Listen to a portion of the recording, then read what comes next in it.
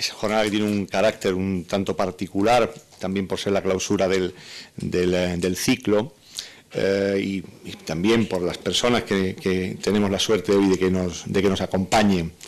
La sesión de hoy, digamos, tiene un formato distinto. El formato apunta a algo que se ha venido hablando a lo largo de todas las jornadas.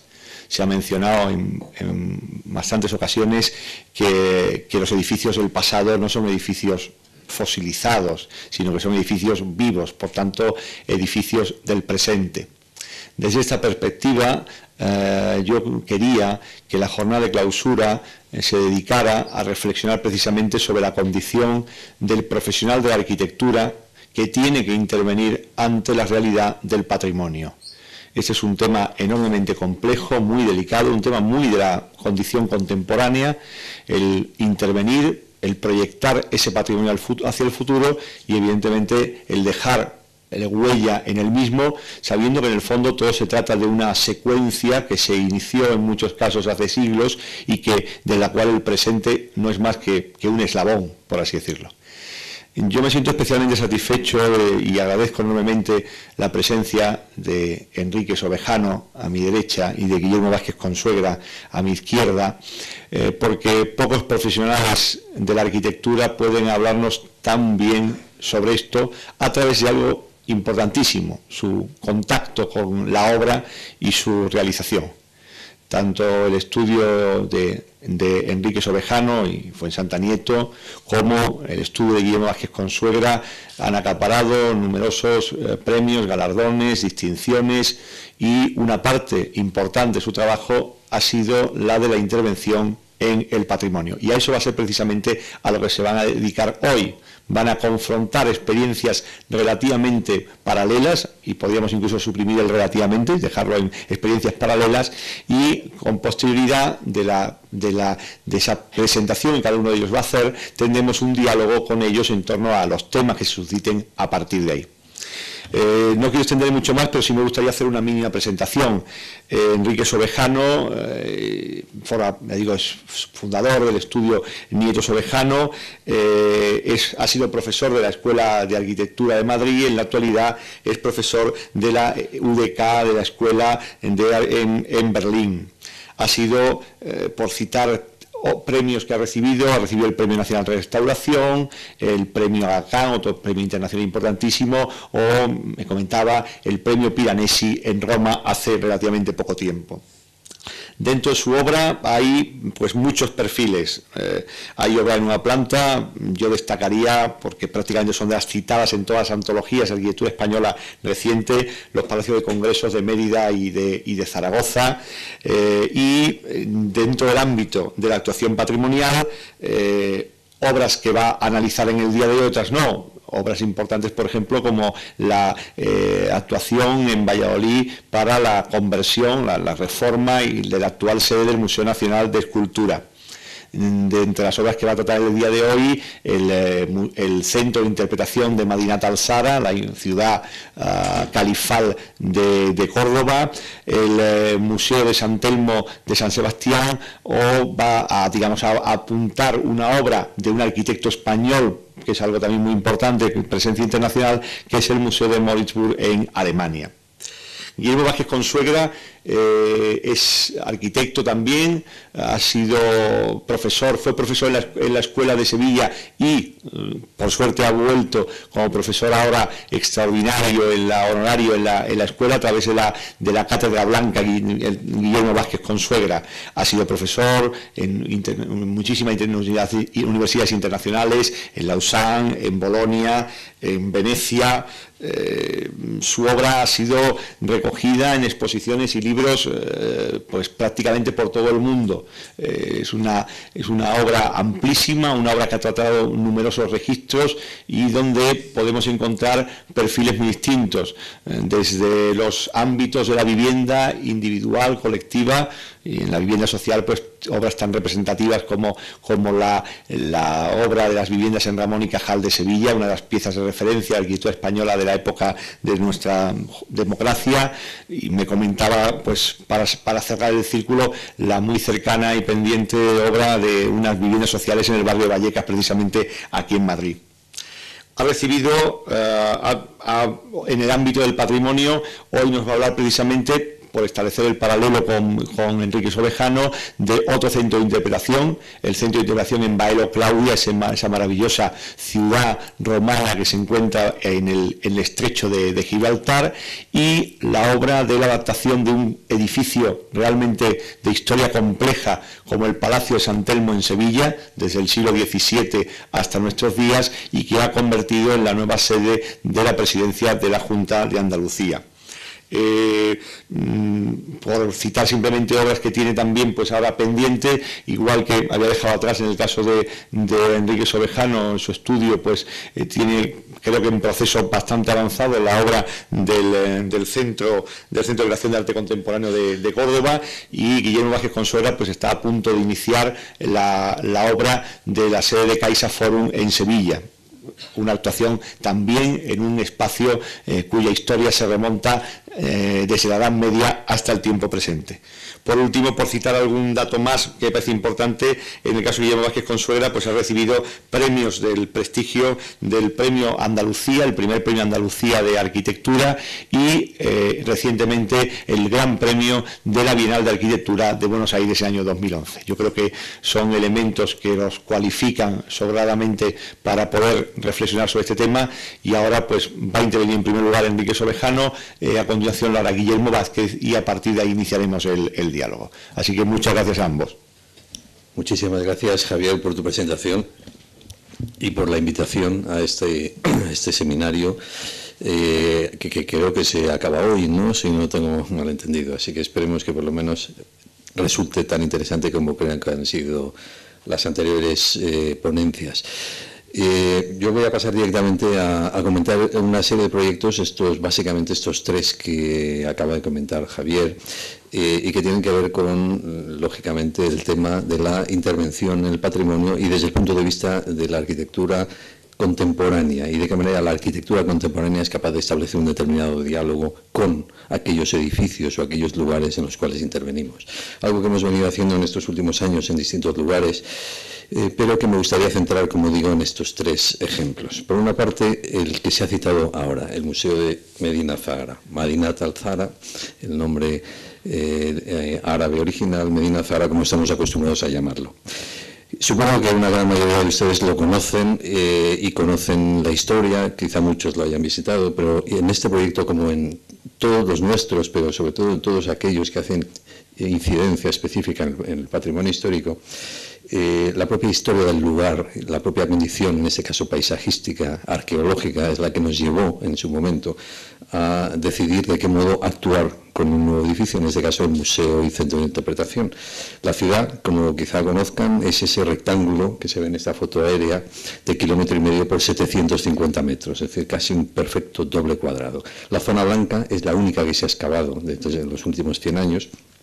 Es una zona que ocupa el área que en aquel momento en esta ciudad palatina albergaba el palacio del califa, albergaba las áreas públicas y las áreas representativas, mientras que el resto, lo que ahí se ve en verde en esta foto aérea, era parte de la ciudad, de aquellos servicios que complementaban a aquel lugar. La presencia de las ruinas es tan impresionante que creo que no necesita ninguna otra palabra, y eso es lo que nos llevó desde el primer momento a aquella analogía que acababa definiendo todo el proceso del proyecto, es decir, cómo los arqueólogos descubren, excavando aquellas ruinas de aquel palacio ya legendario, nosotros simplemente excavaríamos y encontraríamos el museo y el centro de interpretación bajo tierra. Esa imagen, que en realidad representa también esa foto de obra que vemos abajo, expresa, yo creo, mejor que nada porque el edificio está enterrado. Está enterrado no solo por querer ser respetuoso, no solo por querer desaparecer en el paisaje, sino expresamente por quererse vincular a ese trabajo del arqueólogo. Es decir, en este caso el proyecto no únicamente se refiere a aquello que fue Medina Zahara, que no lo sabemos con exactitud, a pesar de que hay muchos datos para imaginar cómo fue aquella ciudad, sino se refiere también al propio trabajo que en estos últimos 100 años han venido realizando los arqueólogos. De manera que, en cierto modo, es un proyecto que establece una relación con el tiempo, como todo proyecto en relación al patrimonio hace, pero en este caso hasta con fechas y cifras redondas, ¿no? Hace 1000 años, el año 1010, Medina Zahara fue destruida, fue una ciudad que duró solo 70 años. Hace 100 años fue Velázquez Bosco en 1911 cuando inició la recuperación de las ruinas, que era una leyenda, no se sabía dónde estaban. Y hace 10 años fue cuando nosotros empezamos el concurso que durante este periodo hemos venido realizando, ¿no? De manera que lo que parecía muy largo en el tiempo, para nosotros en realidad no era más que un periodo muy breve. El edificio establece una continua relación con la ruina, es decir, el doble rectángulo se convierte en la propia planta del edificio. La imagen de ese espacio originado a través de patios es la que ordena la planta del edificio, de nuevo, puesto que está bajo tierra, únicamente iluminado a través de los patios. Pero esas referencias que van armando toda aquella idea de proyecto en base al cual desarrollamos el museo, el programa, etcétera, se vincula también al lugar como paisaje. No podemos olvidar que en Andalucía el paisaje de las instalaciones agrícolas, ¿no? Que al final casi imaginamos representadas en esos muros blancos que aparecen mínimamente en el paisaje horizontal una vez bajada la ladera donde se ubica el museo. El propio museo utiliza un único material, igual que lo hacía Medina Zahara. Medina Zahara se construyó toda con una piedra arenisca del lugar, aunque estaba estucada en blanco. Medina Zahara era la ciudad brillante. Esa es la traducción, según tengo entendido, ¿no? El edificio nuestro se transforma en un edificio de un único material, un edificio de hormigón blanco, que según se va construyendo el muro, se va quedando acabado, no necesita prácticamente nada más. Se ilumina por patios, como no podía ser de otro modo, se ilumina el interior únicamente a través de muy delgadas fisuras. Incluso los espacios principales, como este que ven del museo, acaba siendo un espacio bajo tierra, de 7 metros por debajo del nivel de la cota, que únicamente reciben la luz a través de patios en reflexión o a través de lucernarios desde arriba. La propia instalación museística, que no siempre, por desgracia, tenemos la oportunidad de hacer los arquitectos, en este caso sí que fue parte de nuestra intervención en colaboración con otro arquitecto, de manera que también se establece esa lectura de no solo el edificio, sino cómo el edificio se relaciona con aquel otro lugar al cual sirve, porque esto no deja de ser un edificio de servicio frente al verdadero protagonista. Frente a otros museos que se van a ver porque el edificio llama la atención, este museo se va a ver porque hay un interés por ver las ruinas de Medina Zahara, y lo que trata de hacer es siempre colaborar a hacer comprensible aquello que luego se va a visitar. Por eso, estas imágenes casi finales de este proyecto son para nosotros importantes, son aquellas que hacen que entender aquella posición nuestra de que la arquitectura contemporánea, aun siendo clara en su abstracción, en su materialidad, con los elementos que hoy en día manejamos y con aquellas cuestiones puramente tecnológicas que tienen que resolver y funcionales, no deja de ser, o así pretendemos nosotros, una continua experiencia de un espacio que establece analogías, referencias, a veces son puramente tácticas, a veces es el sonido del agua en un patio, a veces son la profundidad o la relación que con las ruinas se van estableciendo, algo que no es evidente, en otras palabras, y que se transforma más en una referencia que quizá sea perceptible para aquel que visita el edificio. Hay un tema importante, el edificio está bajo tierra, por lo tanto, el único elemento que se va a ver prácticamente es la cubierta. Medina Zahara estaba toda estucada, como se ve en esa foto, en blanco y rojo. Son los dos únicos elementos que nosotros en nuestra, digamos, traslación contemporánea del tema utilizamos, el hormigón blanco y en este caso el acero corten, que define esas cubiertas horizontales que se extienden en el paisaje como una alfombra y que prácticamente desaparecen, como por otra parte hacen las ruinas en su propio proceso de destrucción, construcción, etcétera, en el cual nos vemos envueltos.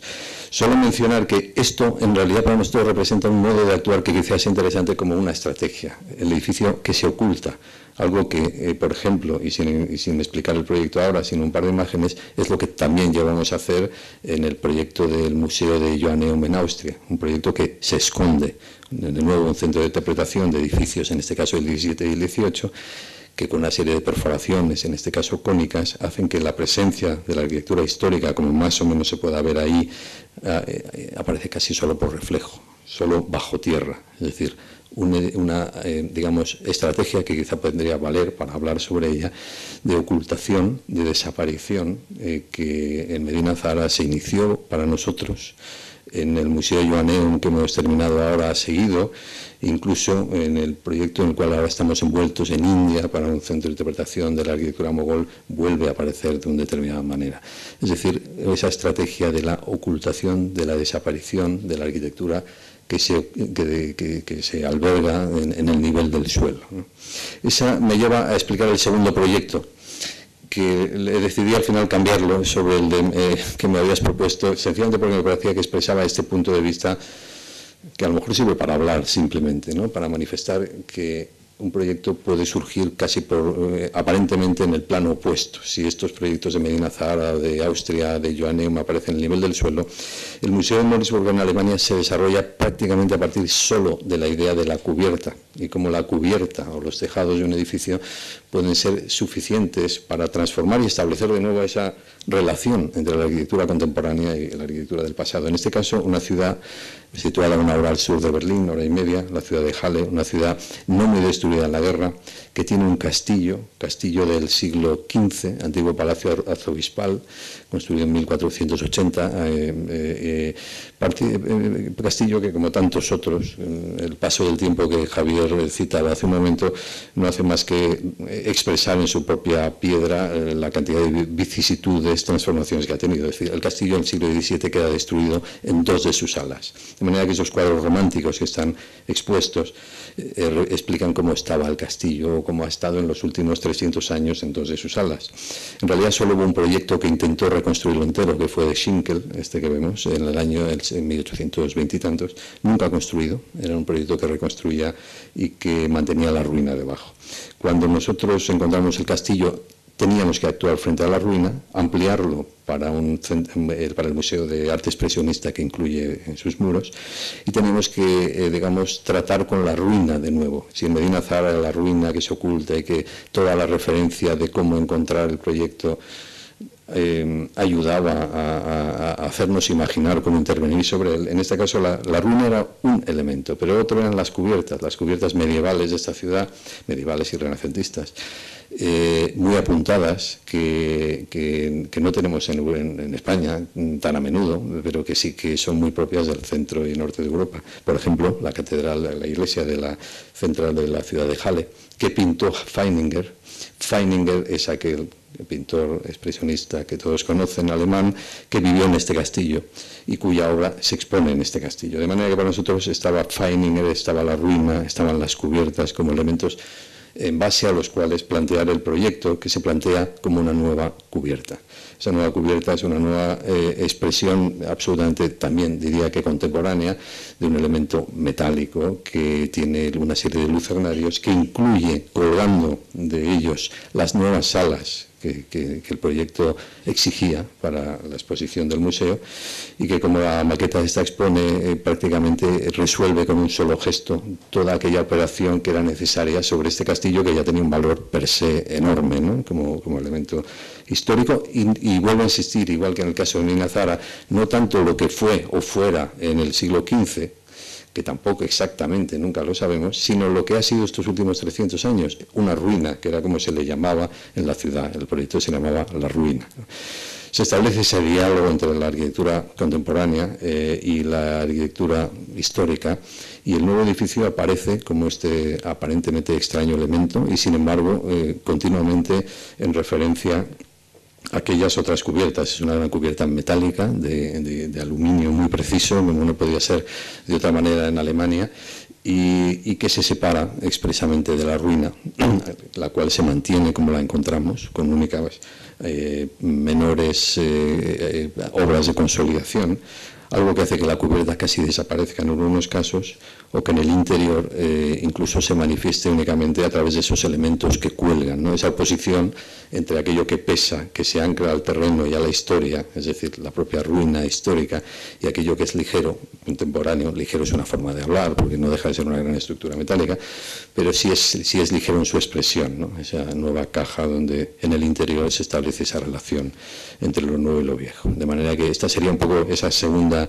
idea, ¿no? Esa relación de la arquitectura contemporánea a través de las cubiertas. Lo que vemos arriba es la cubierta de Moritzburg. A partir de ahí otros proyectos, igual que antes los menciono, únicamente, por ejemplo, el que estamos realizando en Graz, una ciudad patrimonio de la humanidad en Austria, patrimonio de la humanidad por sus cubiertas, ese es el motivo que la UNESCO lo ha definido así, pues ha hecho que en un área determinada de la ciudad, a través de un concurso, planteáramos todo un edificio que se sitúa sobre el edificio existente, que es un edificio comercial del siglo XIX, histórico de la ciudad, que comunica los espacios interiores, y ahora lo vemos de nuevo en una foto en construcción nada más.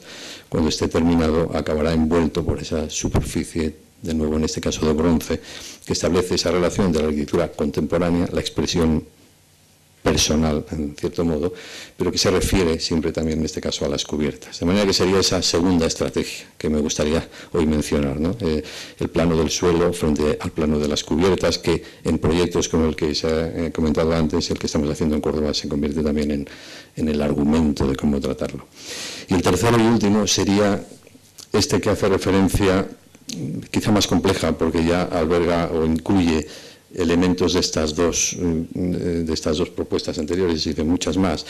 El Museo de San Telmo de San Sebastián, porque yo creo que el Museo de San Telmo para nosotros ha sido el proyecto más complejo en realidad, a pesar de que cualquiera de los otros lo pueda parecer. Más complejo porque incluye obra completamente nueva, ex novo, como es toda una ampliación que duplica los metros cuadrados del antiguo edificio convento del siglo XVI, convento dominico, que fue transformado tantas veces, y desde los años 30, como de los tiempos de la República, como tantos otros antiguos conventos, transformado en museo municipal. Y por otra parte implica la restauración también del edificio existente. De manera que el proyecto se vincula o se relaciona con muchas diferentes cuestiones, ¿no? Por un lado, también la topográfica, ¿no? Frente a Medina Zahara, que es plano, el museo que enseñamos antes. Esto es el Monte Urgul, que conocerán muchos o todos en San Sebastián, en la parte más antigua de la ciudad. La ciudad se destruye durante la época napoleónica, como es sabido, se quema, por lo tanto queda casi nada original, incluso la parte vieja, como todos conocemos, una parte vieja que tiene solo 200 años, a excepción de 2 o 3 edificios, entre ellos el antiguo convento de San Telmo, que fue no obstante muy transformado en los años 30. Lo que vemos en la foto de arriba a la derecha es el ábside de la iglesia original, y sin embargo el edificio de al lado es un edificio de los años 30, que se añade y tapa la nave lateral de la iglesia. Lo que vemos abajo es la fachada, la Plaza Zuloaga, también de los años 30, que no obstante estaba ya muy asociada a la propia condición urbana de esa zona de San Sebastián, y por lo tanto se decide mantener. Mientras que la otra que vemos arriba sería nuestra propuesta demolida y transformada en una nueva ampliación. Lo que vemos es el lugar donde el proyecto se sitúa, esa franja entre el Monte Urgul y el edificio histórico, que hace que el edificio se conciba casi, y esto sería una actitud ante este proyecto diferente a otros, como un edificio que delimita el paisaje natural, topográfico del Monte Urgul, mientras que el edificio histórico simplemente se restaura. Es decir, se toma esa decisión claramente de hacer casi 2 proyectos frente a un único, como quizá hicimos en el Museo de Moritzburg en Alemania, que enseñamos antes. El edificio tiene una piel que se convierte en algo importante para el proyecto. Incluye una extensión muy notable, la nueva entrada del edificio, las nuevas salas de exposiciones, etc. Esa piel, hecha en colaboración con 2 artistas guipuzcoanos, Ferran y Otero, propone interpretar lo que estamos viendo, esas imágenes tomadas en el Monte Urgul, en la parte de atrás, esas rocas horadadas donde el musgo surge a través, y se transforma en una fachada de aluminio fundido hecho expresamente para este proyecto, donde en determinados lugares el verde saldrá a través del mismo. De manera que el edificio establece otra tercera estrategia, no la de establecer esa conexión directa que sería el Museo de Moritzburg en las cubiertas, no la de esa relación de continua referencia distante y cercana como es Medina Zahara, sino claramente la de construir un nuevo edificio junto a otro y que establezca múltiples relaciones. Por ejemplo, quizás se ve ahí frente a la construcción militar del 17 que se ve arriba del Monte Urgul, ¿no? Eso sería un elemento frente al edificio existente de los años 30 que ya forma parte de la imagen de la Plaza Zuloaga. Esta sería la nueva entrada, esos elementos de fachada, importantes para nosotros la relación que el nuevo edificio establece con el histórico. No solo con ese, sino con las propias calles pequeñas de la parte vieja de San Sebastián. La calle Santa Corda es una calle que mide apenas 2 metros, la que vemos aquí entrando hacia el museo al fondo.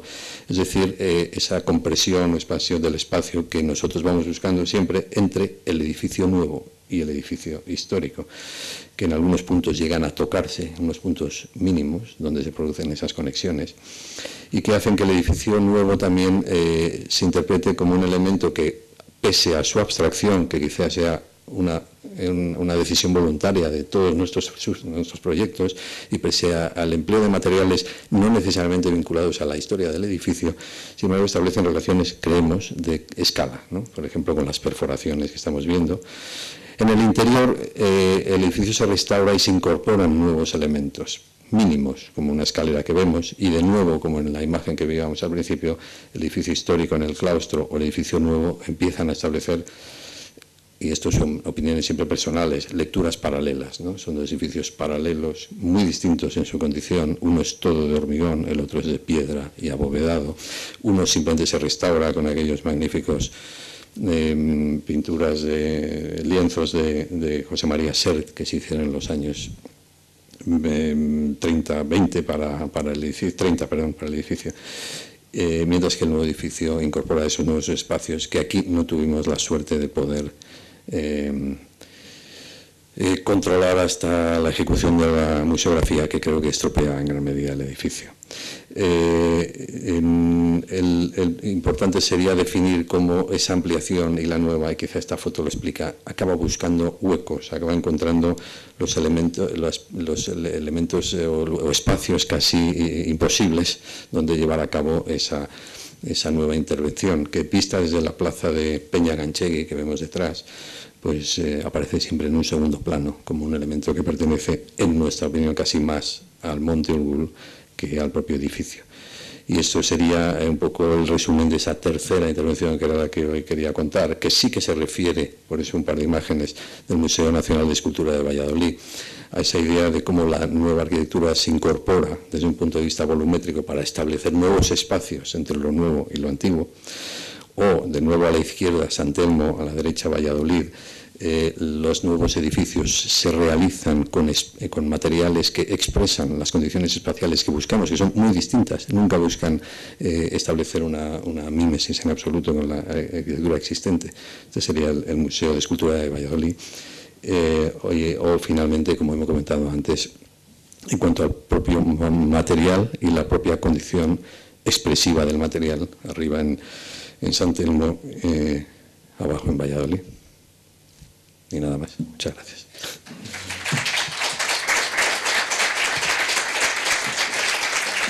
Bueno, buenas tardes. Gracias a Javier por su elogiosa presentación y también a la Fundación MAFRE por esta invitación a esta charla.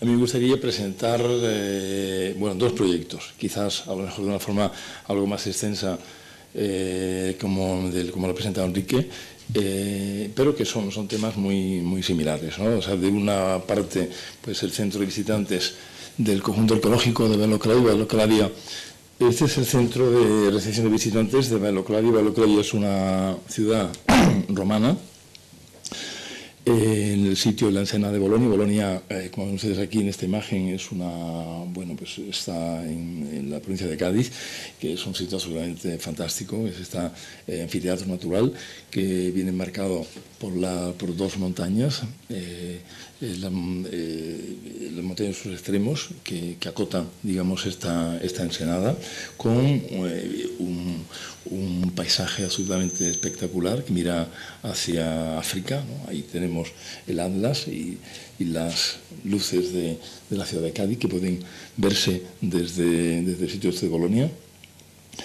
Y está claro que el proyecto, que es un pequeño centro de interpretación, yo creo que algo más pequeño que el que ha mostrado Enrique en Medinazara, pues es un edificio, debe ser un edificio que ha de entenderse, yo creo, un poco en la intersección de una serie de cuestiones que se refieren, pues, y básicamente a la presencia, digamos, de este extraordinario paisaje con las montañas de San Bartolomé y otra montaña que ahora mismo no me acuerdo. Son las dos montañas que acotan la bahía de Bolonia y las ruinas romanas, ¿no? Y el territorio es la duna, el océano, etcétera, etcétera.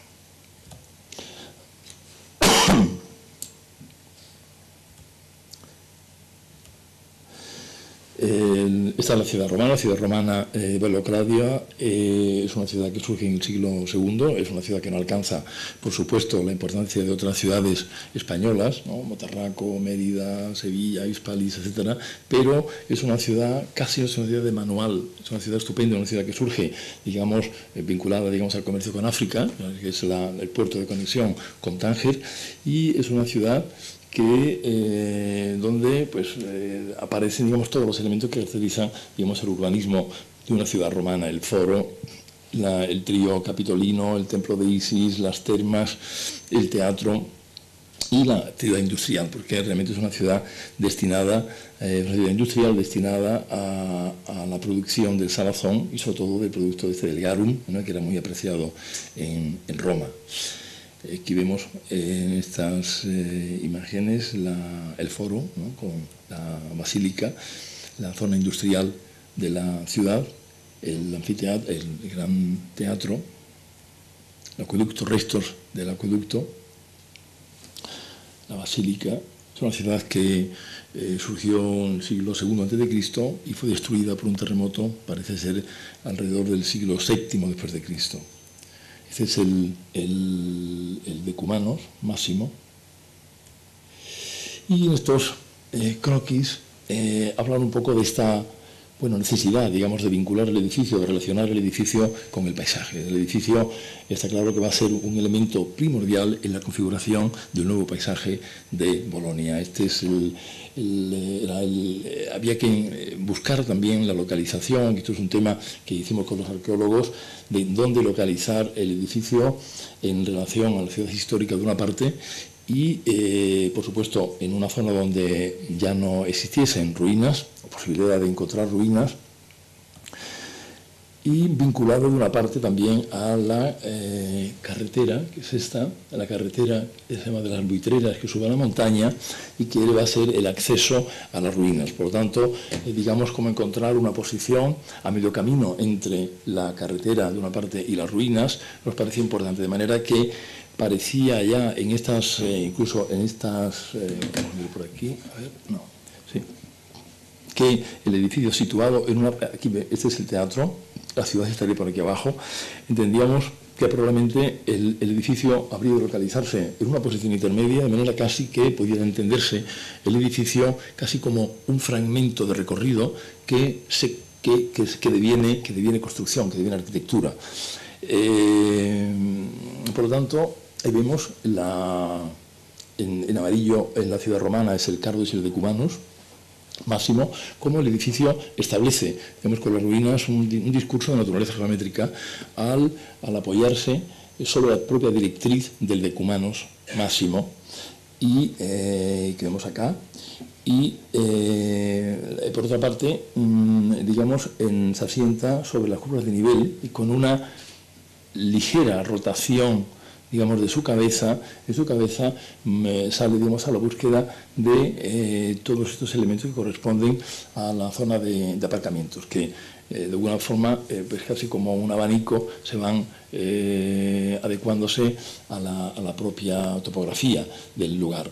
El edificio se coloca, por lo tanto, a una distancia de las ruinas, a una distancia que va a permitir que esta relación mediata, una relación, digamos, no directa, no inmediata, del visitante con las ruinas, este espacio de tensión. Encontrar la distancia justa probablemente sea una de las cuestiones más antiguas y al mismo tiempo más difíciles, digamos, de la arquitectura. La distancia justa entre estos dos elementos. Vamos a ir viendo. Digamos, de alguna manera, el edificio pues, tiene un triple compromiso. O sea, de una parte, las ruinas, la relación con las ruinas, de otra, la relación con el territorio, con el paisaje y en tercer lugar, con el programa. El programa es un programa muy sencillo, es un programa que tiene, pues, se desdobla, digamos, como todos estos centros, en una parte, digamos, pública, con un pequeño museo, y una zona interna dedicada a todos los temas de investigación, administración, etcétera. De manera que, cómo ubicar en un edificio que va a ser un recorrido. El edificio es una promenade, es una experiencia a través de la historia y del territorio. Y va a ser un edificio, un elemento que es un instrumento de interpretación del paisaje. También va a ser un edificio que es un instrumento museográfico, o sea que es un instrumento no solo arquitectónico, no es un artefacto arquitectónico, sino también nos va a ayudar a través, digamos, de esta descubierta o del descubrimiento, digamos, del paisaje, llegar hasta las ruinas, nos va a preparar para encontrarnos con la ruina. Por lo tanto, el edificio no quiere ser solo, digamos, un artefacto arquitectónico, sino también, digamos, un instrumento museográfico. Bueno, iremos viéndolo. En este sentido, la relación con el territorio se produce localizándose el edificio en esta... Es un edificio muy largo, que, como sucedía en el proyecto de Córdoba, también, digamos, asume, digamos, esta tipología también de construcción con patios, como corresponde, digamos, a la naturaleza, digamos, de los edificios que jalonan el campo de Andalucía. Pero es un edificio, ya digo, alargado, donde se produce esta secuencia de patios de naturaleza muy distinta. El edificio en Bolonia, digamos, los que conozcan Bolonia, que es un sitio absolutamente extraordinario y maravilloso, pues está sacudido, digamos, por los vientos dominantes de Levante, que son los que han permitido, digo, mantener hasta ahora pues la playa y todo ese territorio casi en ese estado virgen, ¿no? que podemos encontrarlo, ¿no? Pues el levante y el poniente son los grandes los vientos dominantes. El edificio ha de defenderse de estos vientos, por lo tanto, esta localización del edificio en una posición este-oeste va a permitir que ninguno de los huecos del edificio, ninguna de las ventanas se abran a la dirección de los vientos dominantes. Por lo tanto, aquí vemos cómo el edificio, que tiene dos niveles, al asentarse sobre una topografía, digamos, ligeramente pendiente, presenta hacia el mar dos niveles y una hacia la montaña.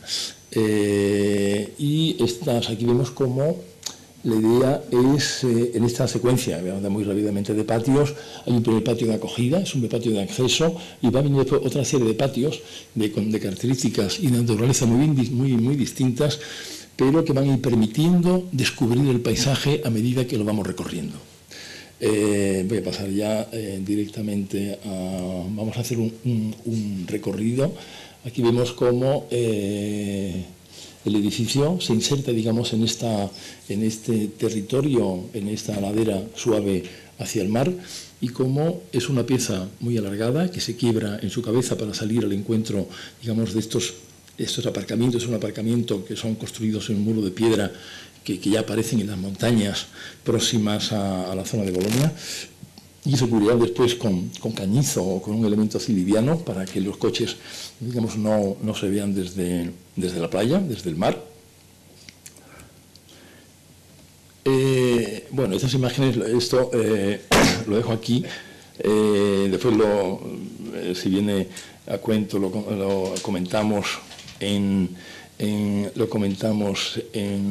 después en el coloquio, pero efectivamente tuvo la mala suerte del edificio de estar paralizado durante un año y bueno, pues estuvo a punto de ser demolido, porque los ecologistas hablaban sobre la agresión al paisaje, aparte de una serie, como vemos aquí, de intereses espúreos, porque en este caso realmente se ve que, claro, al ser un parque natural no está permitido la construcción de viviendas, y la gente decía, ¿por qué viviendas sí y búnker? O sea, ¿por qué viviendas no y búnker sí, ¿no? Entonces, bueno, la verdad es que lo pasamos muy mal porque realmente estuvo a punto de ser demolido, ¿no? Pero afortunadamente, bueno, pienso yo, para todos, pues el edificio pudo terminarse, ¿no?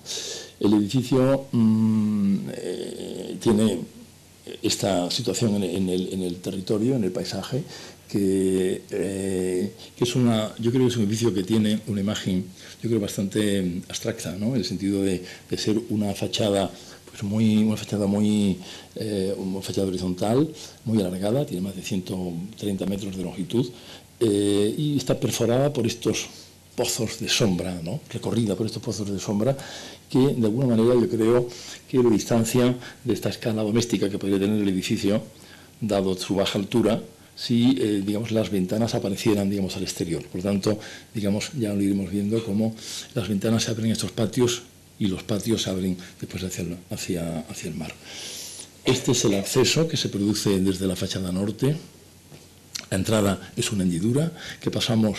Bueno, esta era la puerta de cierre, donde hemos grabado la planta en una fundición de aluminio, la planta de las ruinas romanas, y donde vamos ahora vamos a hacer un recorrido por el edificio. Entramos en este primer patio. A mí me gusta mucho este tránsito del exterior al exterior, ¿no? Pero estando ya dentro del edificio, ¿no? Son estos espacios ambiguos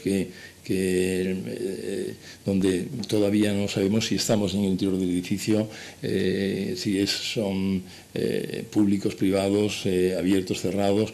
Este espacio que en este caso tenemos, pues, toda la zona de acceso, recepción, que da a nuestra espalda, y aquí tenemos este primer encuentro ya ahora con el océano.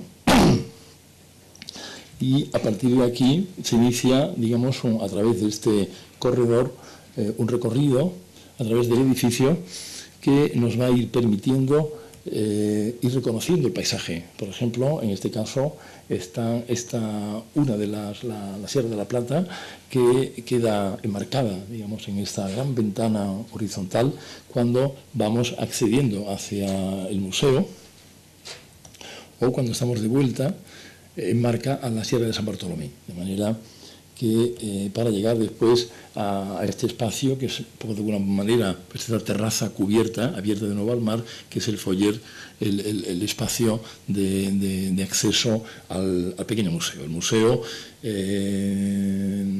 que, como ven ustedes aquí, la piedra incluso pues continúa hacia el interior, y al fondo aparece esa gran ventana que se abre hacia las ruinas, ¿no? Quiere decir que hemos ido recorriendo, digamos, el edificio, reconociendo, digamos, el paisaje, el mar a un lado, las montañas a otro, y cuando ya estamos en el interior, cuando estamos en el corazón propio del museo, por vez primera tenemos esa primera visión de las ruinas, ¿no? En este espacio, que es un espacio de doble altura, que está, además de la ventana, iluminado por un lucenario, que es este que vemos ahí al fondo.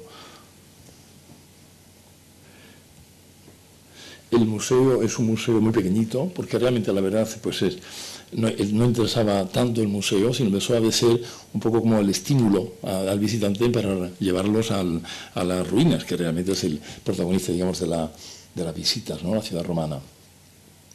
Aquí vemos cómo estos van abriendo estos patios, y a los patios se van abriendo, pues, en este caso, un pequeño auditorio o la biblioteca. Son estas miradas cruzadas entre estas piezas que miran entre ellas, abren hacia los patios, y los patios, digamos, devuelven esa mirada hacia el mar.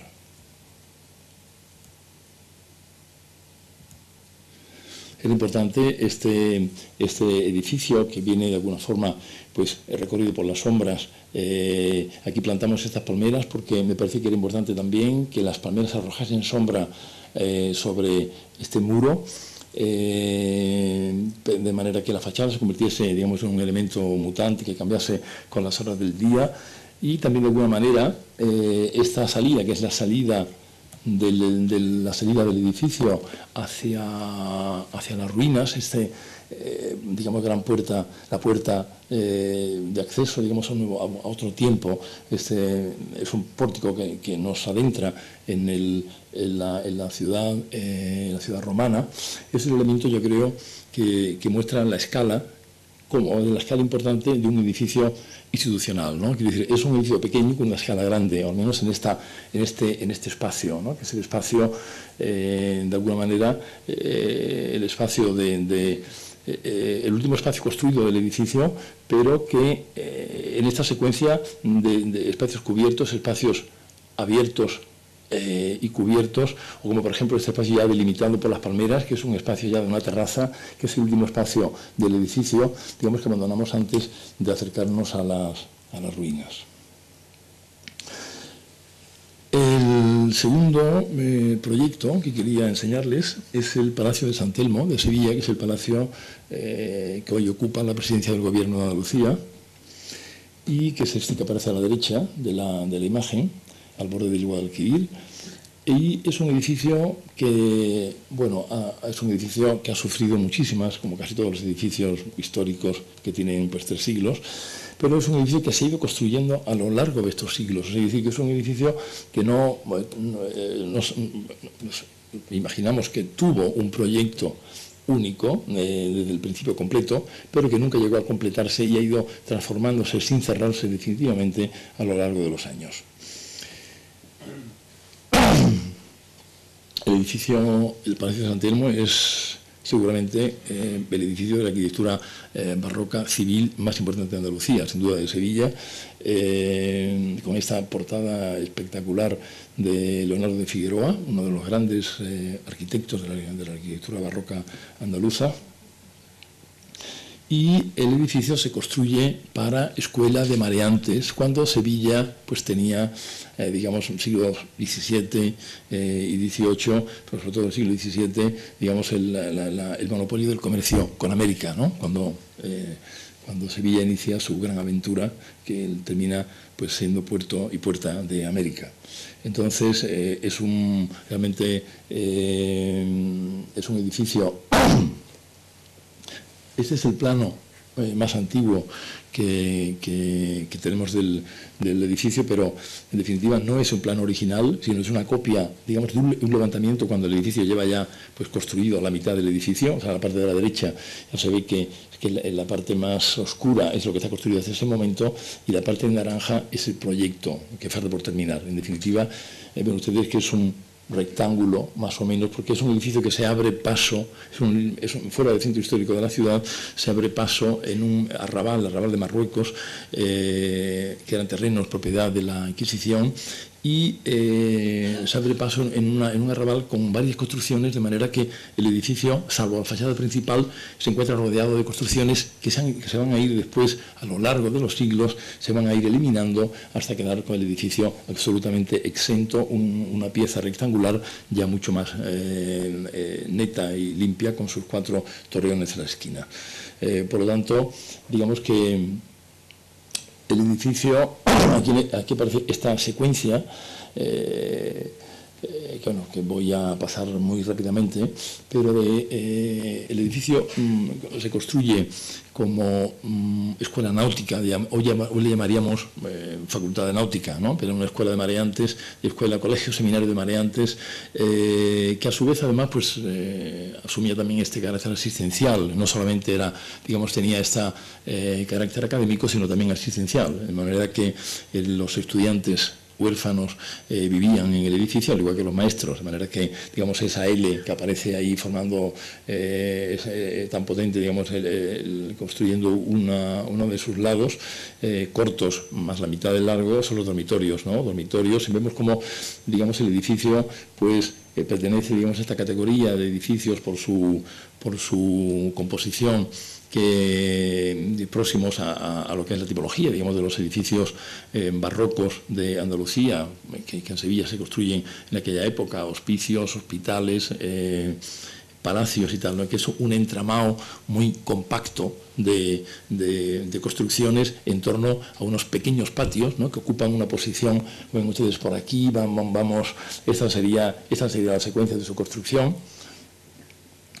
Esta última es un poco la construcción cuando el edificio deja de ser Universidad de Mareantes para pasar a ser Palacio de los Montpensier. Los Montpensier ocupan en la segunda mitad del siglo XIX, ocupan durante 50 años el edificio, y el edificio pasa de ser edificio universitario, edificio académico, a residencia palaciega, de 1850 a 1900. Y a partir de 1900 el edificio se convierte en seminario metropolitano, o sea que los duques de Montpensier a su muerte ceden a la iglesia el edificio para seminario, y los jardines, que eran enormes, pues pasan a la ciudad y pasan a convertirse en lo que hoy es el Parque de María Luisa, que es el parque principal, digamos, de la ciudad de Sevilla. De manera que 3 estados importantes en el edificio: origen, mutación y deterioro, porque realmente, digamos, va a ser en la época del seminario cuando el edificio va a sufrir, digamos, las mayores transformaciones en su composición, ¿no? Aquí vemos, esta es, por ejemplo, la construcción del edificio. El edificio, como ven aquí, ya limpio de adherencias, es un rectángulo con 4 torreones, un patio central, la capilla, un eje, claro, definido por la presencia de la fachada principal. Pero ven ustedes que a la derecha pues aparece, digamos, ese tejido compacto barroco del primer edificio, y como ya el arquitecto Balbino Marrón, que es el arquitecto municipal de la ciudad, va a terminar, digamos, cerrando el edificio, construyendo ahora aquí un patio que va a ser, pues, el patio de caballerizas, el patio digamos, de acceso secundario al edificio. Pues el edificio, claro, tendrá su puerta principal aquí delante, ¿no? Y este es un arquitecto que realmente construye, claro, la única fachada que tenemos es la fachada principal. Las otras 3 fachadas son fachadas nuevas, ¿no? Pero que este arquitecto, a través de una serie de variaciones y modulaciones que tienen que ver con la fachada principal, la fachada barroca de Figueroa, construye las otras 3 fachadas. Aquí vemos, a un lado vemos la fachada al jardín, que es una fachada, o la fachada del Salón de los Espejos, o Salón de Fiestas, que en definitiva, pues ven ustedes que es una fachada también que parece barroca y que ha tenido, yo creo, confundido a buena parte de los historiadores, que habían asignado siempre, digamos, toda esta parte del edificio a la época barroca.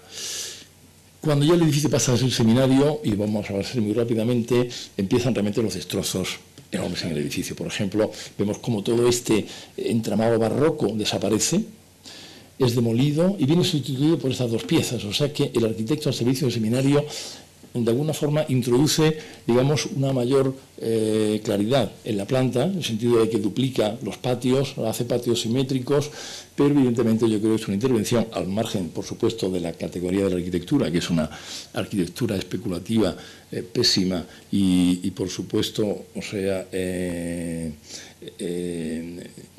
creo que nada que ver con negando el origen y la evolución, digamos, de lo que ha sido la propia historia del edificio. Supone la destrucción de todo el tejido barroco de la ciudad. Esta es la imagen un poco del edificio. El edificio, pasillos y camarillas a un lado y a otro, antes de nuestra intervención, zona de los patios, donde la planta alta se construye en 3 plantas en lugar de 2 plantas. Esta es otra intervención también 30 años después por parte del seminario, donde en este caso en toda la zona norte, en la planta alta viene sustituida por la construcción de estas 3 plantas de camarillas, ¿no? Con este zigzag y tal, ¿no? Que realmente es un desastre, ¿no? para el edificio, de manera que esta es la cripta del edificio, y estas son, pues, algunas imágenes que corresponden a distintas áreas, ¿no? un poco estas imágenes quieren mostrar un poco la atmósfera de ese mundo interior del seminario, que aunque aparentemente por fuera el edificio presentaba pues una imagen de un edificio barroco, compacto, rotundo, estupendo, no era más que una máscara barroca que escondía en su interior, digamos, ya un contenido denaturalizado sin valor patrimonial alguno. Este era el interior del Palacio de San Telmo que nos encontramos, ¿no? De manera que, ¿cuál es en principio, nuestra intervención? Trata ahora de acondicionar este edificio para el nuevo uso del Palacio de Presidencia del Gobierno. Claro, por una parte, digamos, se trata de, en este caso en concreto, que realmente es un edificio construido, que no es una ruina, sino un edificio construido con una arquitectura que, desde nuestro punto de vista, ajena completamente a lo que ha sido la génesis y evolución, digamos, del propio edificio a lo largo de la historia, sobre todo en el último siglo. Nos parecía que un tema fundamental era la demolición de todos aquellos elementos sin valor arquitectónico, histórico o constructivo alguno, y con la voluntad de introducir una nueva arquitectura que buscase sus fundamentos en la experiencia de la arquitectura existente. De manera que, y capaz, digamos, de convivir de una forma pacífica con los restos de la arquitectura del edificio, los restos de la arquitectura que el edificio, de aquellos restos, digamos, que habrían de permanecer. Aquí vemos la operación es la operación de vaciado de todo el interior del edificio, que es esa arquitectura construida en la época del seminario eclesiástico, manteniendo solo los muros perimetrales, como vemos aquí, y la introducción, sobre todo en la zona sur, donde aparece ese gran cuadrado blanco, ahí, que es, digamos, la intervención más importante que tuvo el seminario, y aquí ahora ya la construcción, digamos, de otro tejido que intenta buscar la memoria histórica del edificio, que tiene que evocar más aquel tejido mucho más compacto, entremezclado, digamos, de una serie de piezas donde aparecían estos pequeños patios.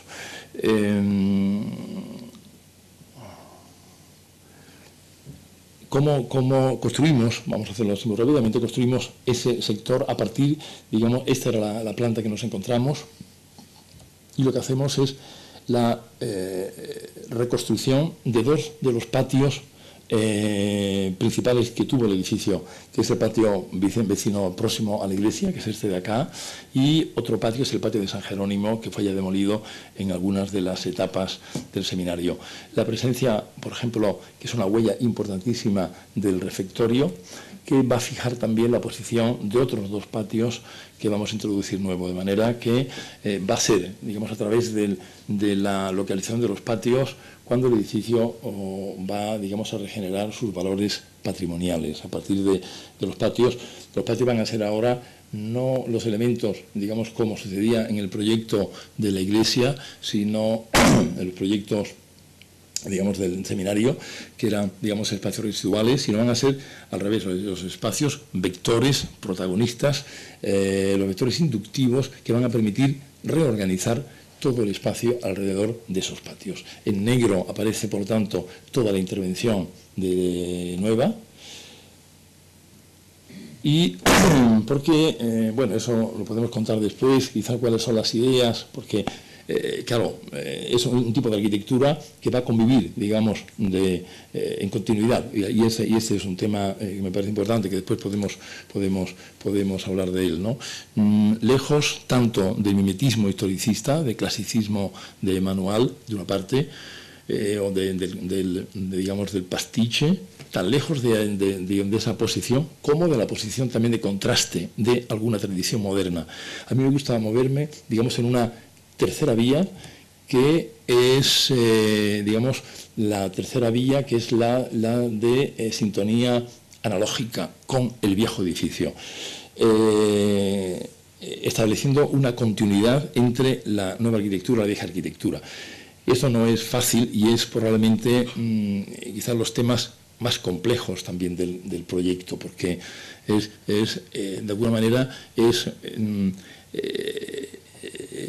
ver cómo es una actitud que entiende que, digamos que el lenguaje, los lenguajes innovativos de la modernidad, de una parte, y los lenguajes consolidados de la historia, de otra, entran en resonancia, o sea, interaccionan, entran en resonancia y terminan por ser complementarios, digamos, en la búsqueda de esta continuidad física y histórica entre la parte nueva, digamos, y la parte vieja. Establecer una continuidad, evitar el shock, el sobresalto, la discontinuidad, la ruptura, pero por supuesto con una arquitectura contemporánea, quiero decir, pero con un lenguaje de una cierta pregnancia formal que permita que ese paso, esta transición, esta trabazón entre lo viejo y lo nuevo se produzca con naturalidad.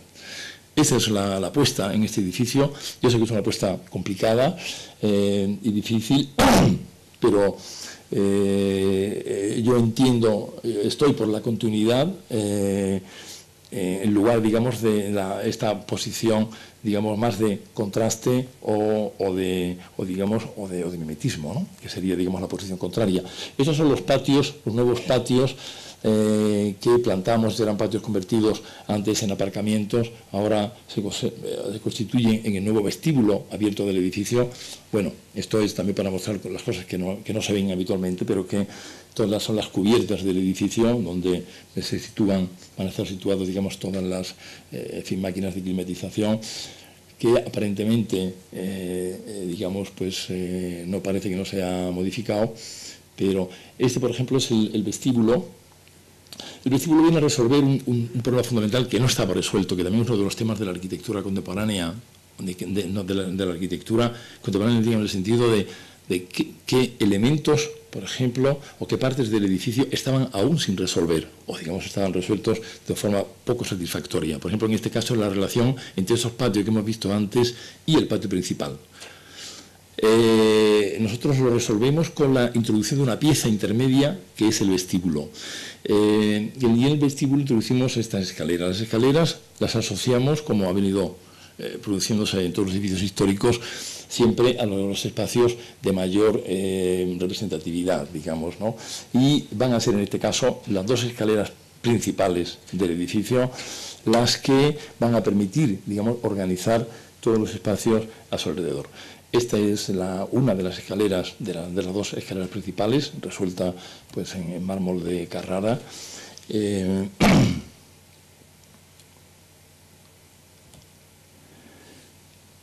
Bueno, querré decir que me interesa aproximarme al proyecto tanto desde la escala importante, pero también desde la escala de los detalles, porque nos parece fundamental los detalles, atender a los detalles, pero digamos en la dimensión justa, ¿no? Siempre que los detalles no se conviertan, digamos, en un elemento autónomo y pueda entrar incluso hasta en conflicto con la propia lectura de la estructura espacial, ¿no? Pero los detalles, yo creo que en este caso, por ejemplo, este elemento que centra la atención de la escalera se convierte, digamos, en un instrumento, el detalle constructivo, que es capaz de sintetizar y de explicar la propia escalera, ¿no? En el sentido de que, de alguna manera, estas curvas y contracurvas vienen, de alguna forma, introducen, digamos, un elemento de contraste en la experiencia, digamos, rotunda y cartesiana, digamos, de la construcción de la escalera. Esta es la segunda escalera, que es una escalera que da al nuevo patio de San Jerónimo, que es una doble escalera que va abriéndose y tal, espacios de trabajo donde hemos intentado, salvo en aquellas, digamos, arquitecturas deleznables que era absolutamente necesario eliminar, estas otras revestidas, hemos intentado conservar lo máximo. Quiero decir, aquí vemos, por ejemplo, espacios donde la introducción, y esto, por ejemplo, de estas artesas en el techo, artesas invertidas, va a permitir resolver los problemas, por ejemplo, del aire acondicionado y tal, porque uno de los temas quizás claves de estos edificios es cómo resolver los temas de instalaciones, que son siempre tan tediosos, que aparecen siempre toberas, rejillas, etcétera, etcétera, ¿no? Cómo eliminar en el edificio que efectivamente esto es muy complicado, ¿no? Estos son los espacios de trabajo. Aquí vemos, por ejemplo, la antigua enfermería, ¿no? Estaba machacada completamente en la situación anterior a nuestra intervención. Esta, por ejemplo, es la recuperación. A mí me gusta llamarlo, de todas maneras, recuperación del Palacio de San Telmo, más que rehabilitación, porque realmente, o restauración, porque en definitiva la recuperación significa algo más, que es la suma, digamos, de todas estas acciones, porque todas estas acciones se han dado en el edificio. Nueva planta, hay partes que son de nueva planta, restauración, rehabilitación y reconstrucción, la suma de todas ellas. Por eso, en este caso, casi es la recuperación de este espacio de la biblioteca. Espacios como este convertido en una pequeña sala de exposiciones, o estos otros. Me parece que es importante reparar, en lugar de sustituir, aquí por ejemplo mantener estas cerchas que no eran muy allá, pero bueno, tampoco estaban tan mal, cerchas de madera, introduciendo estos elementos para resolver los temas de aire acondicionado e iluminación. Y digamos que estos, reparar en lugar de sustituir, tiene unos beneficios ecológicos, pero no solamente ecológicos, sino también culturales e históricos, ¿no? Uno de los temas importantes ha sido también esa voluntad frente a esa arquitectura que habíamos visto en las imágenes anteriores, digamos, devolver esta escala, la escala del monumento, pero a su vez también intentando justaponer esa escala doméstica que el edificio tenía en su trazado barroco primitivo y la escala, digamos, del Gran San Telmo, que corresponde, digamos, al patio principal y a la iglesia y a la portada principal, ¿no? En este caso, por ejemplo, un tema bonito era el tema de las transferencias de luz, ¿no? Cómo capturar la luz y llevarla a otros sitios, ¿no? A mí esto es un tema también desde el punto de vista ecológico, es muy interesante, ¿no? Porque, como por ejemplo, aquí, desde este patio vamos llevando la luz en cascada hacia otra serie de este patio que va a llevar la luz a distintas, aquí lo vemos, este patio lleva la luz también al salón de actos, pero también ¿cómo es este? Y desde una única fuente de luz somos capaces de ir llevando. A mí me gusta mucho esto de jugar con la luz, ¿no? Llevártela, cogerla de un punto, pasártela de una mano a otra, llevártela, y que esto es muy importante porque además así aparece un poco en todo el edificio, con una única fuente de luz, digamos, vamos llevándolo a distintos espacios de naturaleza muy diversa, ¿no? Este es el claustro, bueno, evidentemente, claro, se han restaurado, esta es la capilla, que es una capilla espléndida, espacios históricos, en este caso, pues restaurados tal cual, y aquí vemos en la zona norte, precisamente, en la que se produce una operación de mayor envergadura con el vaciado de toda esa construcción. La reconstrucción de este patio de la fuente, vayamos viendo adelante y después, aquí vemos ya todo esto, por ejemplo, es una construcción de nueva planta, esta va a ser ahora, digamos, esta galería que va a conducir a los nuevos patios. Estos son estos nuevos patios que están forrados de esta piedra travertínica de Almería, que es una preciosidad, ¿no? Con grandes piezas de grandes dimensiones. Como además, pues los azulejos del siglo XX, que andaban pues esparcidos por todo el edificio, han sido agrupados, formando esta especie de collage, ¿no? De llevarlos de nuevo, digamos, al edificio, pero digamos con una configuración más contemporánea, donde los espacios de la memoria se cruzan y se entremezclan con los espacios contemporáneos, ¿no? Sin solución de continuidad. Yo creo, poniendo de manifiesto cómo el edificio puede crecer y transformarse sin que pierdan ni pasado ni futuro. Este es el patio de San Jerónimo, que es un patio que recuperamos en planta baja, pero que construimos en planta alta, porque no existía este patio. Ya termino. Esas son las últimas ya. Bueno, ese es el patio, el Salón de los Espejos. Aquí aparecerá, bueno, y ya por último, digamos, el jardín, que también el jardín es un elemento clave, y lo ven ustedes.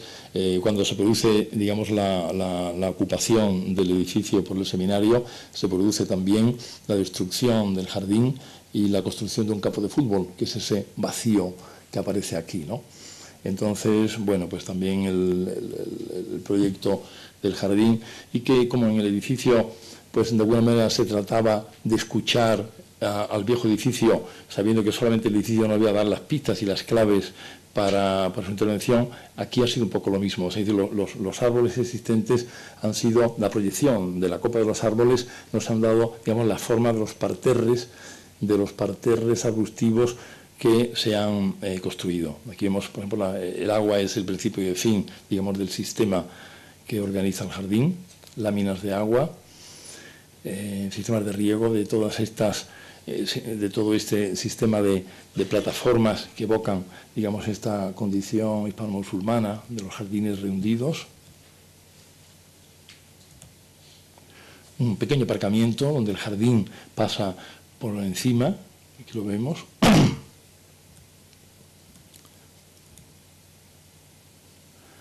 Y el jardín, en definitiva, yo creo, y esta ya es la última imagen, pues recoge y asume toda la historia que en él ha sucedido, digamos, inicia la andadura hacia el siglo XXI. Gracias.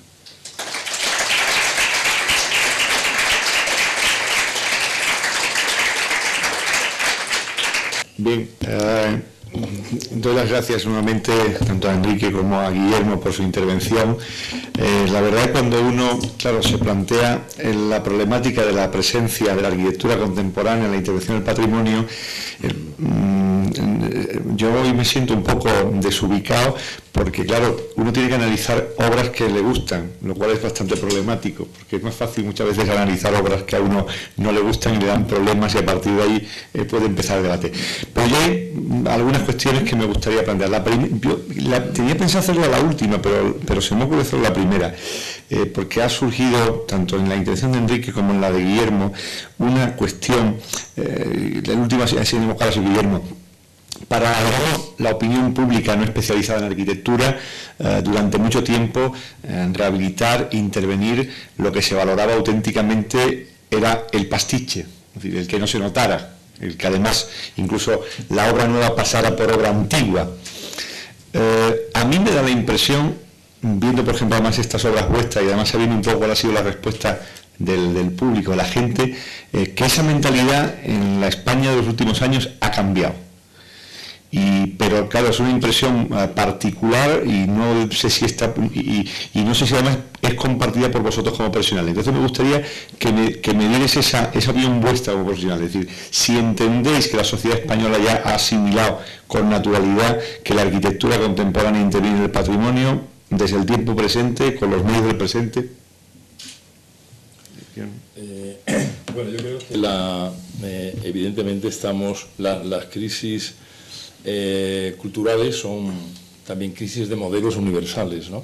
Yo creo que ya estamos muy lejos de pensar que, y sería engañoso, por otra parte, pensar que podemos aplicar doctrinas científicas y con carácter universal, digamos, en la restauración o en la intervención sobre el patrimonio.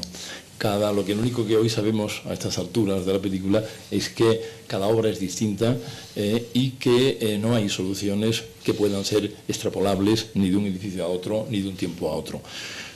Conocemos, bueno, no sé si es el momento ahora, pero en fin, las escuelas de pensamiento desde Viollet-le-Duc, Ruskin, Camillo Boito, Giovannoni, de cómo se ha ido interviniendo, digamos, en el patrimonio, las cartas del restauro científico, etcétera, etcétera, ¿no? Desde que efectivamente posiciones como las de, por ejemplo, Ruskin, ¿no? Que hablaba de que la ruina tendría que mantenerse tal y como está, ¿no? Porque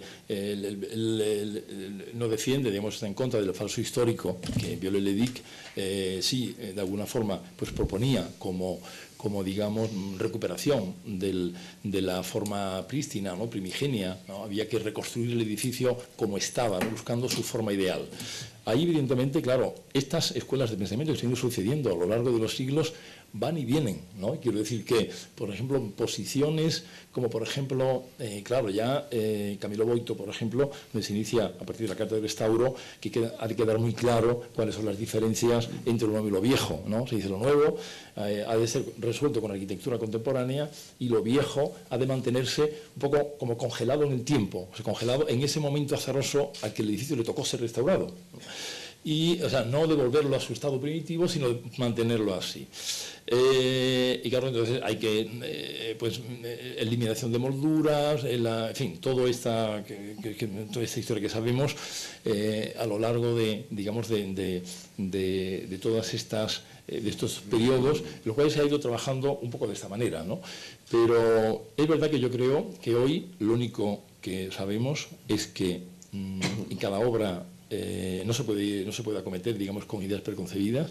Cada obra es un mundo singular y yo creo que los estudios que podemos hacer, digamos, yo siempre me gusta decir que es importante escuchar al viejo edificio en la convicción de que solo el edificio nos va a dar las pautas, las claves para su intervención. O sea que ese estudio analítico del edificio, donde vamos a sacar cuáles son, digamos, sus valores predominantes o cuáles, eso a su vez ese estudio va a ser, digamos, o se va a emplear de forma analógica para la creación de nuevo, digamos, artefacto arquitectónico. O sea, quiere decir que el artefacto arquitectónico, de alguna manera, que es lo que hablábamos un poco de la analogía, esa que yo comento de la tercera vía, ¿no? Que, quiero decir, la ortodoxia contemporánea pues estaba más a favor, digamos, de la posición de contraste, ¿no? Que quede bien claro la parte que es vieja, la parte nueva, nuevos materiales, pero a mí me gusta transitar por esa otra franja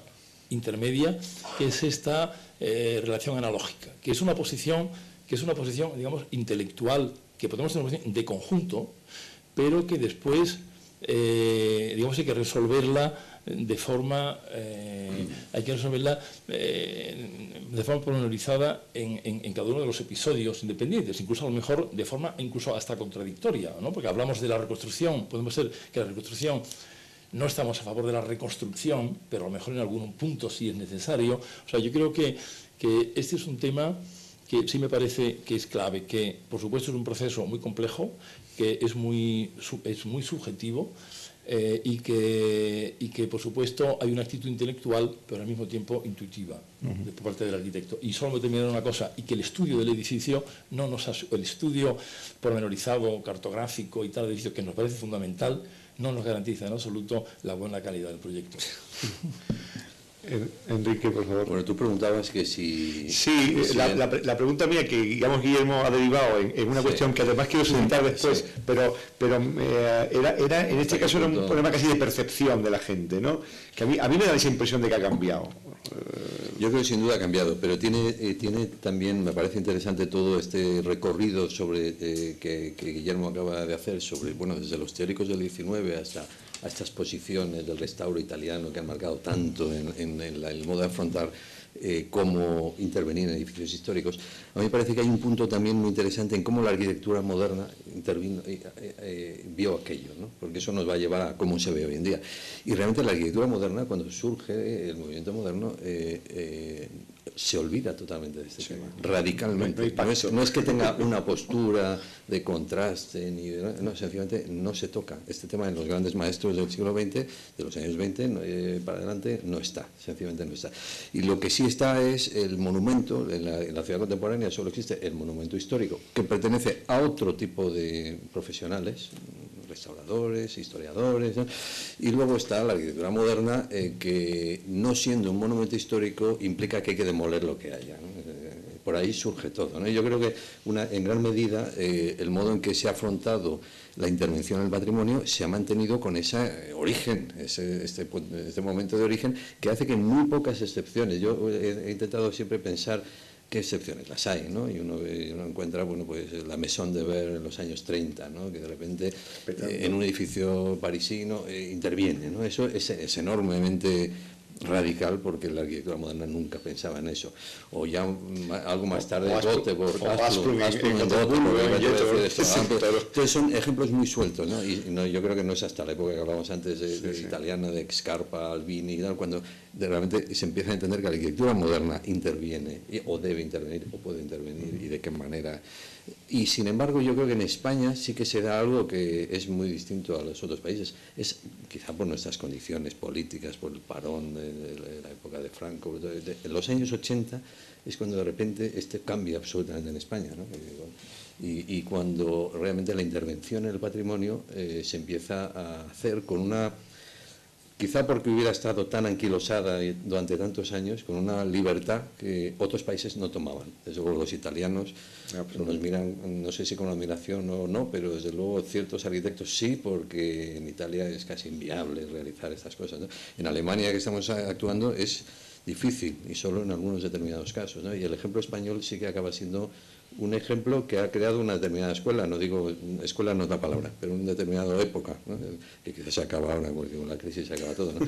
Pero que dices del año 80 al 2010, las intervenciones del patrimonio en España llegan a ser a lo mejor de lo más interesante que la arquitectura española ha hecho con respecto a lo que está haciendo. Si eso se percibe en positivo, yo creo que sí, porque, o se ha percibido, porque se ha ido viendo que esto se podía hacer bien, ¿no? Que no era una catástrofe, que no era una intervención, como estaba comentando ahora Guillermo, necesariamente solo por oposición, que parece que era lo único que el arquitecto moderno entendía. Se puede intervenir solo por oposición, ¿no? Sí, además Guillermo había tenido un gesto, uno diría casi masoquista, cuando damos todas las pintadas sobre su edificio de Bailo Claudia. Oye, yo vi una cosa que sí, que es muy, vamos a disciplinar, y yo en este caso, como siempre ando de historia del arte, pero emboscado de arquitecto, ¿no?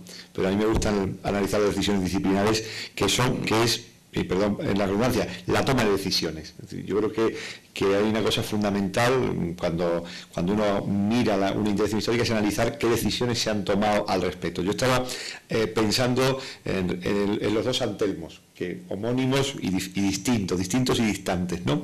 Porque, por ejemplo, yo veía evidentemente, Guillermo, una parte muy importante, y además incluso de su conflicto con el tema, digo conflicto con a veces opinión pública, evidentemente con intereses muy marcados, se estaba destruyendo San Telmo, ¿no? Y luego, por ejemplo, veía en el caso tuyo de San Telmo, cómo, por ejemplo, decidías, bueno, un edificio de los años 30 debe ser conservado, el de la fachada, digamos, principal, pero luego el de la plaza trasera, el de Peña-Ganchegui, ¿no? No, el edificio no era de Peña-Ganchegui. No, pero sí la plaza. No, la plaza de Peña-Ganchegui, exactamente, el edificio de los años 30 sí que es un edificio que se elimina, que era el que tapaba exactamente. Entonces, yo aquí, claro, esto muchas veces a la gente os da chocante. Y yo me gustaría que vosotros, como profesionales, en cierta medida, para el público plural que podemos estar aquí, comentáis algo al respecto, ¿no? Pues yo creo que lo ha dicho Guillermo antes también, cuando comentaba que no hay una norma. A mí, algo que nos han preguntado muy a menudo, quizá porque hemos intervenido a menudo en el patrimonio, es ¿cuál es vuestra metodología? ¿Cómo empezáis? ¿Cómo termináis? ¿Qué hacéis? ¿Cuál es? Y realmente interpretamos que cada proyecto implica un modo de afrontarlo diferente, porque ante cada uno de ellos respondemos, y respondemos a veces de un modo personal. Yo pienso que la arquitectura es muy personal, tiene una serie de elementos implícitos que la hacen totalmente distinta a las otras bellas artes. Precisamente cuando hablamos de ella, si hay un elemento que la hace claramente distinta, creo yo, entre otros muchos, es que a nadie se le ocurriría ampliar una obra sinfónica, a nadie se le ocurriría ampliar un cuadro de Goya, a nadie se le ocurriría añadir unos capítulos a una obra literaria, y sin embargo todos hemos asumido, la historia ha asumido, que la arquitectura sí que se amplía, sí que se transforma, ¿no? Y esto hace que la actuación ante lo existente se convierta inmediatamente en una interpretación a partir de un análisis. Entonces, ¿qué ocurre? En nuestro San Telmo no era tan fácil como decir todo lo que fuera de los años 30 para acá, fuera, porque esto sería relativamente fácil, ¿no? No, hay elementos que de repente se consolidan en la ciudad y crean una fachada urbana. Hay paisajes urbanos, yo siempre que el tema de paisaje urbano se habla mucho, el paisaje urbano consolidado. Tiene un valor, será un pastiche, sí, pero es una, a lo mejor llaman pastiche a lo nuestro de unos años de otra manera, no lo sé. Es algo que se hace y que crea una fachada. En cambio hay otras intervenciones, en San Telmo de San Sebastián, todo ese cuerpo lateral que llamaban Aranzadi, porque se llamaba así el pabellón, lo que hace básicamente es añadir un volumen desproporcionado a la nave histórica, que esa sí lo es, del siglo XVI, y oculta totalmente la visión, incluso rompe unos contrafuertes, etc. Por lo cual, una actuación para nosotros era más que clara, que era demoler aquello, y otra, aunque al principio la primera reacción es eso, hay que tirarlo, por esa reacción inmediata, inmediatamente al estudiar el proyecto se acaba convirtiendo en un argumento para trenzarlo, ¿no? O sea, Creo que es importante. Sí, Guillermo, porque además Guillermo cuando ha presentado, a mí personalmente, no, y lo he visto muchas veces, pero siempre me sorprende, cuando presenta San Telmo y muestras ese estado casi de carcelario de todo aquello, se entienden demasiadas muchas cosas, ¿no? Sí, porque además, claro, el problema es que en este caso en concreto yo luchaba contra una normativa que impedía su demolición. Quiero decir que el edificio estuvo parado varios meses, precisamente por una polémica, yo creo, falsa, o al menos, de luego, falsa, porque no estaba, digamos, expresada en términos estrictamente disciplinares, sino más bien eran, yo creo que al tratarse del edificio de presidencia del Gobierno de Andalucía, pues había temas políticos y el edificio pues, se ha encontrado un poco en ese fuego cruzado entre el partido del Gobierno y la oposición, y que no, pues nos han dado hasta en el cielo la boca, ¿no? Quiero decir, en este proyecto. Y porque, claro, por una parte, las normativas, al tener una declaración de BIC, ¿no? O sea, de bien de interés cultural, y siguiendo pues un poco aquellas doctrinas boitianas donde se decía que el edificio no solo había que preservar, digamos, el edificio primitivo, sino todas aquellas intervenciones que se hayan hecho a lo largo de la historia, porque corresponden y ellos conforman la historia del edificio, pues había que mantenerlo todo. Por ejemplo, la demolición de esos patios tremendos, ¿no?, que constituyó el seminario, pues bueno, eso ha sido denunciado, como decía Javier, como estaban destruyendo el Palacio de San Telmo, ¿no? Entonces, claro, yo creo que hay que tener la valentía, porque en definitiva, y el coraje de tomar estas decisiones. ¿Qué hay que demoler y qué hay que mantener? ¿Qué es lo que realmente, perjudica al edificio? O sea, no tanto entenderlo, o también, ¿no?, como material del nuevo proyecto, que sería, estupendo, ¿no? Decir, bueno, lo existente es un material estimulante para el nuevo proyecto. Y ha de adoptar ese tono que le permita ponerse a disposición del proyecto, al servicio del nuevo proyecto, que lo asumirá como suyo en esta transformación del edificio, porque el edificio, al final, pues en San Telmo es un diálogo continuo con la historia, pero no se trata de devolverlo a su estado primitivo, sino de nuevo, sino que nosotros hemos, a través de esa serie de decisiones de qué demolemos, qué no demolemos, qué mantenemos, tener un poco el coraje de dar un paso atrás y dejar hablar la historia, o en qué momento hay que introducir el sedimento de nuestro tiempo hoy, que me parece fundamental, la cultura. Introducir la cultura hoy en el edificio que estamos restaurando, puesto que se debe, es un edificio a nuestro tiempo, ¿no? Yo creo que esto me parece fundamental, ¿no? Y en el caso de San Telmo, que lo he ido construyendo, en paralelo a una polémica en los medios que pues hablaban precisamente de esta destrucción completamente del edificio. Yo creo que es un proyecto que ha puesto a prueba mi capacidad de resistencia, ¿no? Pero yo entiendo que la resistencia y el riesgo son herramientas absolutamente fundamentales en nuestro trabajo. Y yo creo que San Telmo pues, es el resultado de una idea fuerte y de una fuerte tenacidad para llevarla adelante, ¿no? Pero yo creo de todas maneras que en San Telmo hay algo que me parece que es importante, que es esta manera de entender, de cómo vincular presente con pasado para adentrarse en el futuro, ¿no? Y San Telmo yo creo que representa de una forma estupenda, creo, ¿no?, cómo no hay nada más antiguo que el presente, ni hay nada más contemporáneo que el pasado. Antes de dar paso, me gustaría al público, además, por un tema de horario, quería ser como yo hay una cosa que quería trasladaros. Yo conozco vuestros dos edificios, por suerte, de Medina Zahara y de Bailo Claudia.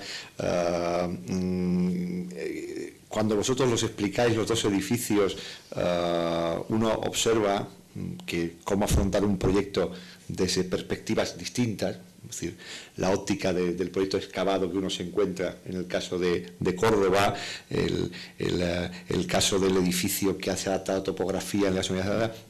Pero yo hay una cuestión que me parece, viéndolos hoy los dos en paralelo, pensaba que realmente cómo es posible que incluso desde soluciones distintas puede haber, no digo un aire de familia entre los edificios, pero sí que es cierto que hay como la consolidación de un perfil de arquitectura en el que todos podemos reconocernos de la normalidad, es decir, de no hacer gestos retóricos, de que los gestos retóricos sobran, ¿no? Entonces, ahí no sé cuándo, porque estáis muy acostumbrados, cada uno a hablar de vuestro proyecto, al verlos hablar hoy los dos, si no sé si llegáis a ser conscientes de que en el fondo, aun siendo vuestros puntos de partida de presupuesto tan distintos, en el fondo hay una cercanía que me parece más positiva, ¿no? En esa manera de entender un acercamiento al patrimonio. No sé cómo lo veis. Bueno, sí, a mí me ha gustado mucho oír a lo de Guillermo, porque entre otras cosas hace muy poco tuve la oportunidad de que nos enseñaran el Palacio San Telmo, pero claro, nos lo enseñaban los políticos, el presidente de la Junta, por un motivo que estuvimos, y lo enseñaban con mucho orgullo, pero lo enseñaban de otra manera, ¿no? Realmente no, en aquella visita, bueno, casi nos enseñaron más la capilla, que por cierto tiene un espacio muy bonito en diagonal, tiene una serie de cosas, y entendiendo ahora mismo el proyecto, tal como lo ha contado Guillermo, uno comprende muchas decisiones y por qué son así, que si no. Entonces a mí me parece muy importante contar los proyectos y que se entiendan en todo el proceso que llevan paralelo. Por eso, particularmente a nosotros no, depende del momento en que uno esté, puede explicar hasta el último detalle. Pero sí nos gusta explicar aquello que nos llevó a llevar a cabo un determinado camino o a tomar un determinado camino. Yo sé que este tema, por ejemplo, que hemos contado más veces, de la analogía con una excavación, bueno, pues parece una metáfora fácil, es decir, bueno, esta es una excavación, pues una excavación, ¿no? Esta es una iglesia, pues no sé, una cúpula. No, pero no es así, porque no es una metáfora que haga referencia formal, en absoluto. Hace referencia a un modo de actuar, y ese modo de actuar relaciona, en este caso, nuestro proyecto, no tanto solo, como dije antes, con lo que fuera Medina Zara en su día, sino con todo lo que está siendo o viene siendo, ¿no? Entonces, toda esa relación con el tiempo yo creo que es lo que, por ejemplo, a nosotros nos interesa mucho, en tanto que Guillermo utiliza palabras que nosotros también, yo me refiero muy a menudo a analogía, diálogo, sin embargo, porque efectivamente representa una tercera vía, pero la cuestión es que esa tercera vía no es un camino, no es una tercera vía, son muchas vías, ¿no? Entonces, como desde el mismo momento que uno asume que no va a hacer una interpretación mimética y que tampoco va a hacer una intervención radicalmente distinta, todo lo que hay en medio empiezan a ser caminos que tienen que tener que ver con cómo uno interpreta aquello que hay. A mí me parece que esa idea de que casi una intervención arquitectónica contemporánea sobre el patrimonio transforma espacios o hace ver espacios que nunca existieron, que ni siquiera existieron para aquel que los creó. Con lo cual ahí viene otro tema, yo creo que es muy interesante en el tema de la intervención, el patrimonio, intervención en edificios del pasado. Es la autoría, ¿no? Llega un momento que de quién es ese proyecto. Ya no es probablemente solo de aquel que lo concibió originalmente, porque aquel que lo concibió no concibió espacios que nosotros hemos visto, no porque seamos muy brillantes, pero sí porque se ha quedado demolido, ha desaparecido. Por ejemplo, esas escaleras que hemos visto con Guillermo, o en proyectos nuestros, espacios que han aparecido porque nos sugería aquel espacio, algo que seguro que aquel arquitecto no vio. Luego, el proyecto se convierte en una especie de proyecto sin autor, un proyecto que cada intervención añade, digamos, un capítulo, una historia sin fin, ¿no?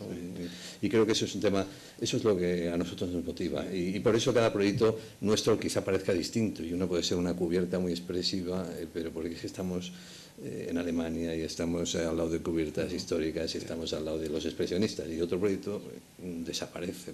Claro. Sí, además eso Guillermo lo comentaba antes, el tema suyo de insistencia en el eslabón, ¿no? En que además llegara un momento, yo me acordaba, y digamos le había pasado a Guillermo para concluir antes el coloquio, yo creo que de los arquitectos no españoles que ha sido más citado en estas jornadas ha sido John Soane. Quizás porque nos hemos juntado varios que nos gustaba Soane, ¿no? Entonces Soane tuvo esa perversa costumbre de querer ver representado, por lo menos en acuarelas, las ruinas de sus edificios, ¿no? Entonces yo a mí me gustaría preguntarle a ti, Guillermo, ¿a ti te gustaría ver las ruinas de tus edificios? Es decir, ¿tú te llegas a visualizar el paso del tiempo por tus edificios? Pregunta delicada, ¿eh? El paso del tiempo es fundamental, ¿no? En los edificios me parece clave, ¿no? Entender el paso del tiempo. Y hay algo también que sucede, que cuando intervenimos nosotros en un edificio hay algo también de decepcionante, en el sentido de que pensamos que algo se ha perdido, ¿no? Algo de este paso del tiempo sobre el edificio sobre el que trabajamos ha desaparecido con nuestra intervención. Siempre hay algo de desasosiego. A mí me produce siempre un cierto desasosiego. Yo he visto a lo mejor pasajes espléndidos en el edificio antes de nuestra intervención que de pronto, claro, pues han desaparecido con la nueva intervención, en el sentido solamente a lo mejor de haber eliminado, de haber limpiado las piedras, pero claro, de ese musgo, las piedras, eso es muy difícil. La pátina en arquitectura. La pátina en arquitectura, eso es clave. Y entonces, claro, eso sí hay un poco de fastidio, yo creo, cuando intervenimos en el patrimonio, de que parece que algo de esto lo perdemos en la intervención, ¿no? Yo, un poco lo que sí me gustaría era también por lo que tú hablabas antes, porque sí me parecía clave en el tema del proyecto de Medina Zara, que me parece espléndido, pero sí es verdad con esa voluntad de desaparecer del paisaje, como evidentemente depende de los paisajes y depende de cuando intervienes, las dos, porque claro, lo que sí hoy sabemos a esas alturas es que en arquitectura una propuesta en un sentido es buena y la contraria también. Entonces, eso es así y es fundamental, ¿no? Entonces, por ejemplo, entender el paisaje como una superposición de capas, ¿no? Digo, un poco en relación a la diferencia, por ejemplo, con el proyecto de Medina Zara, ¿no? Que de alguna forma pues, se oculta en el paisaje, ¿no? En el caso, por ejemplo, nuestro, que el paisaje es muy distinto, nos parecía que esta confrontación con el paisaje no tenía que obligarnos a camuflarnos en el paisaje o desaparecer o diluirse en el paisaje, sino de alguna forma dialogar con ese paisaje. Claro, ¿cómo se produce ese diálogo, no? Porque claro, el paisaje, ¿qué es el paisaje? Es una construcción cultural en todo caso. O sea, el paisaje, en definitiva, lo que nos fascina de los paisajes es lo que tienen de la mano del hombre, de lo que tienen de antrópico, ¿no? De lo que miles de generaciones, centenares de generaciones han ido transformando ese paisaje, la acción del hombre que ha ido transformando. De manera que el paisaje es un poco esa suma, esa justaposición de capas que ha ido admitiendo a lo largo de los siglos, ¿no? Por eso a mí estas veces que se dicen los ecologistas, ¿no? El paisaje no se puede transformar, no se puede tocar, ¿no? No lo creo, no estoy absolutamente de acuerdo en ello, ¿no? Entonces, claro, esto por una parte. Por otra parte, esa imagen que os había mostrado antes, donde aparecía el edificio como un búnker, porque estaba aún en la estructura, claro, hay un tema que es clave, que es que la sintaxis de las artes visuales solo se pueden producir, digamos, en una visión de conjunto, o dicho de otra manera, la percepción de las artes visuales, la de la escultura, de la pintura, de la arquitectura, es instantánea. No cabe un proceso de deducción y análisis como en la literatura, de manera que, claro, no se puede decir si ese edificio es bueno o malo o regular, si realmente agrede o no, hasta no verlo terminado. Por claro, es como en una escultura, cómo puede jugar una escultura a partir del primer bloque o de la primera intervención del escultor. Tendrá que estar terminada la obra, ¿no? Entonces, yo creo que ahí hubo una cierta impaciencia por parte de determinados grupos, por parte de interesados, que intentaron demoler el edificio porque entendían que suponía una agresión al paisaje, ¿no?